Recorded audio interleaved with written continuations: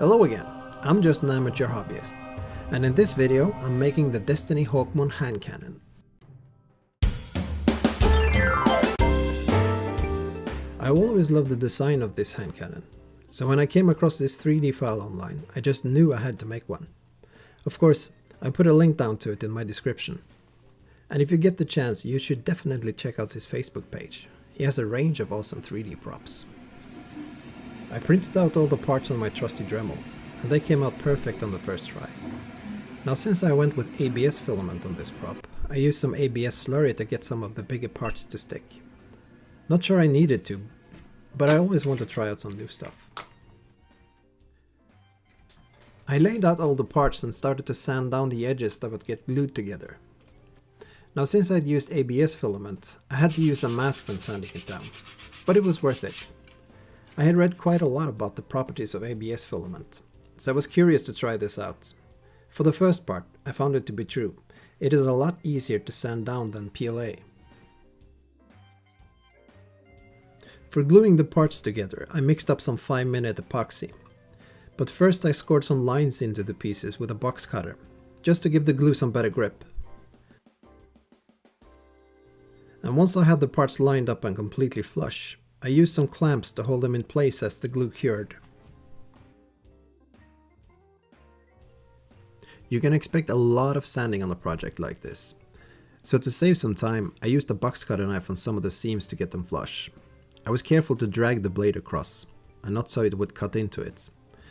Now this technique saved me a lot of time, and it turned out quite smooth and even.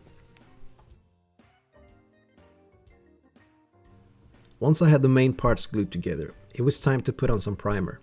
I started out using some plain surface primer, just to see how far along I was with the sanding.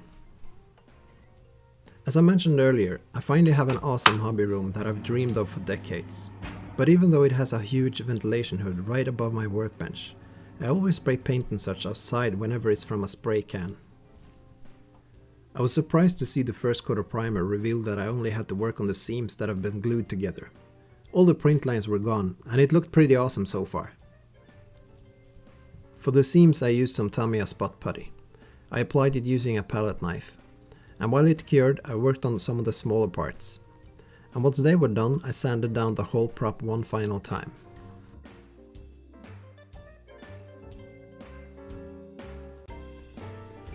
I was super excited to finally start to paint it. I knew exactly what I wanted it to look like, so I was hoping I could pull it off.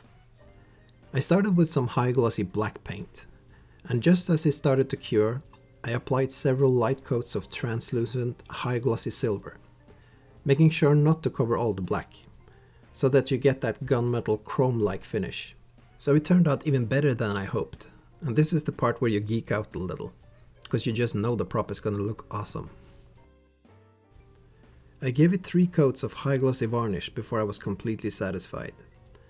And once it had cured, I could move on.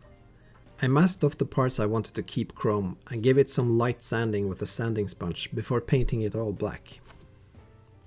But there was one more technique I wanted to try before the black paint, and that was to apply some latex in certain places to later peel it off again to reveal a chipped, worn paint effect. I applied the black paint using my airbrush. I decided to go with a plain black matte paint. And because the prop would be mainly in dark black colors, I tried to give it some contrast by using different degrees of glossy on different parts. And I did give some of the smaller parts some more details.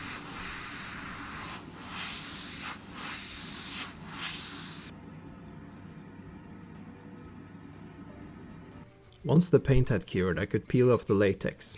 If you don't have latex, you can actually use toothpaste to achieve the same effect. But sadly though, I did overdo the effect way too much. So instead of moving on with something I wasn't happy with, I just masked it off, sanded it down, and gave it a full coat of plain black again. Now I could peel off some of the masking to see how it would look, and I was glad I did the extra work. It looked much better now. The next step was to add some more detail, so I cut out a stencil with the ace of spades on my vinyl cutter. Then I airbrushed it on using some primary blue colors, and topped it off with some candy blue and a couple of layers with brilliant high glossy varnish. A lot of the stuff I did on this prop is the first time I've tried it. For example, I might have overdone the layers of paint a bit, but it was a lot of fun, and the prop was really coming together nicely. Next, I drilled a hole in the lower part of the barrel.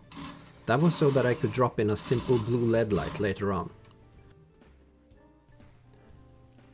The last pieces were glued on just using some ordinary super glue. And you might have noticed, I removed the spike at the bottom of the handle. It kept poking holes in me, so I cut it off, and I later replaced it with the EVA foam one that I made. I painted on some more details, and then at the very end I carefully added some chipped metal weathering look on some parts using some wax silver.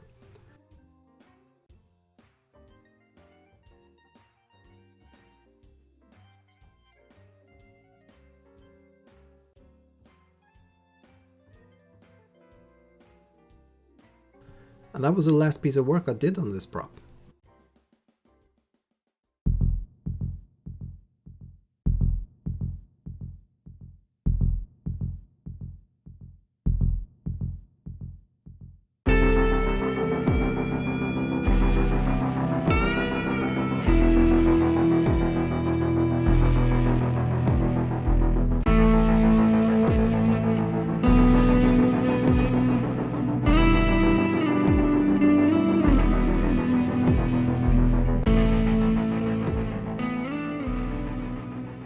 And that was it.